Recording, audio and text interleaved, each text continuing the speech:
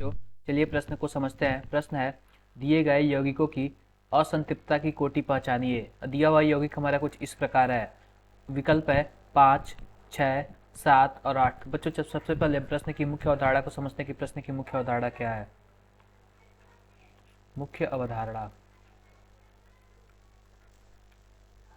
तो बच्चों हम प्रश्न की मुख्य अवधारणा में यह समझेंगे कि हम असंतृप्तता की कोटि कैसे निकालते हैं। असंतृप्तता की कोटि, संतृप्तता की कोटि,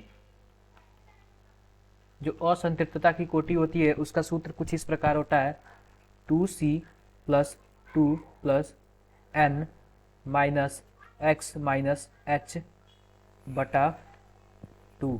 इसका मतलब ये हुआ कि जितने भी कार्बन की संख्या होंगी उसका हम 2 गुना कर देंगे, उसके बाद प्लस 2 कर देंगे, और जितने भी नाइट्रोजन होंगे उस यौगिक में उसको हम जोड़ देंगे, और जितने भी हैलोजन होंगे उनको हम घटा देंगे, और जितने भी हाइड्रोजन परमाणु होंगे उनको भी हम घटा देंगे। तो इस प्रकार हम, और 2 से भाग कर देंगे, तो इस प्रकार हम असंतृप्तता की कोटि निकाल सकते हैं।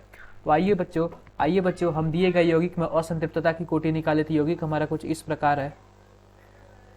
यौगिक हमारा कुछ इस प्रकार है, कुछ इस प्रकार हमारा यौगिक है। तो बच्चों इस यौगिक में कार्बन कितने हैं? 1, 2, 3, 4, 5, 6, 7, 8 कार्बन दिए हुए। तो हम क्या करते हैं, हम 2 इंटू 8 कर लेते हैं, प्लस 2 कर लेते हैं, और नाइट्रोजन कितना है? 1 है, नाइट्रोजन हमारे पास 1 है, तो प्लस 1 कर लेते हैं, माइनस हैलोजन, एक्स मतलब हैलोजन, एक्स मतलब हैलोजन। हैलोजन हमारे पास कितना है? केवल 1 ही है, तो हम 1 माइनस कर देंगे।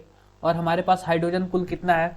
हाइड्रोजन गिन लेते हैं। यहाँ पे 1 हाइड्रोजन होगा, यहाँ पे भी 1 हाइड्रोजन होगा, यहाँ पे भी 1 हाइड्रोजन होगा, और यहाँ पे भी 1 हाइड्रोजन है। तो टोटल हमारे पास 4 हाइड्रोजन है। तो हम कुल 4 हाइड्रोजन को यहाँ पे लिख लेते हैं, और बटा में क्या कर देते हैं? बटा में 2 कर देते हैं। तो इस प्रकार हमारा जो उत्तर आएगा 2 इंटू 8 यानी कि आ जाएगा 16, 16 प्लस 2, और 1 से 1 कैंसिल हो जाएगा, -4। इस प्रकार जो हमारा आंसर बटा 2, इस प्रकार जो हमारा आंसर आएगा 14 बटा 2 यानी कि 7 आ जाएगा।